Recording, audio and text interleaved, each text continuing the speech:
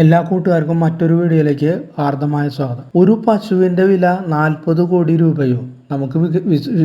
നമുക്ക് വിശ്വസിക്കാനേ കഴിയുന്നില്ല. എന്നാൽ അത് സത്യമാണ് താനും.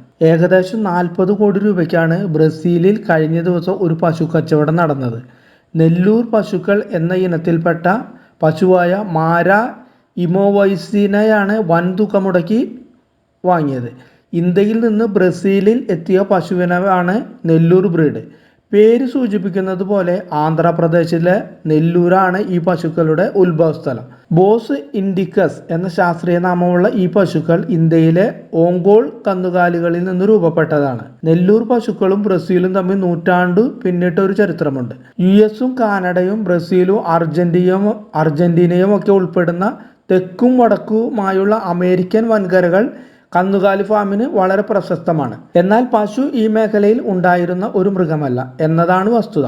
വിഖ്യാത യൂറോപ്യൻ സഞ്ചാരിയായ ക്രിസ്റ്റഫർ കൊളംബസ് തന്നെയാണ് മേഖലയിലേക്ക് ആദ്യമായി പശുക്കളെ കൊണ്ടുവന്നത്. 1493 കരീബിയയിലേക്കായിരുന്നു ഇത്.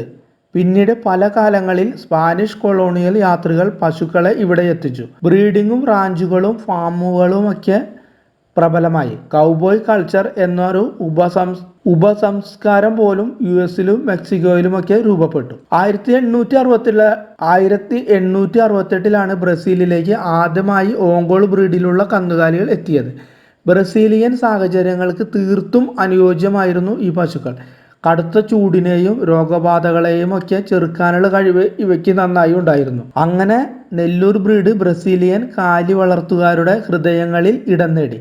പുറത്തുള്ള മുഴയും നീളമുള്ള കാലുകളും ചെറിയ ചെവികളും ഇവയുടെ പ്രത്യേകതയാണ്. ഇന്ന് ബ്രസീലിലെ പശുക്കളിൽ 80% നെല്ലൂർ ബ്രീഡിൽ ഉൾപ്പെട്ടതാണ്. നെല്ലൂർ പശുക്കൾ പ്രചാരം നേടുന്നതിനു മുമ്പ് ബ്രസീലിൽ പ്രശസ്തമായിരുന്ന സെബു വിഭാഗത്തിലുള്ള പശുക്കളും ഇന്ത്യയിൽ നിന്നുള്ളവയായിരുന്നു.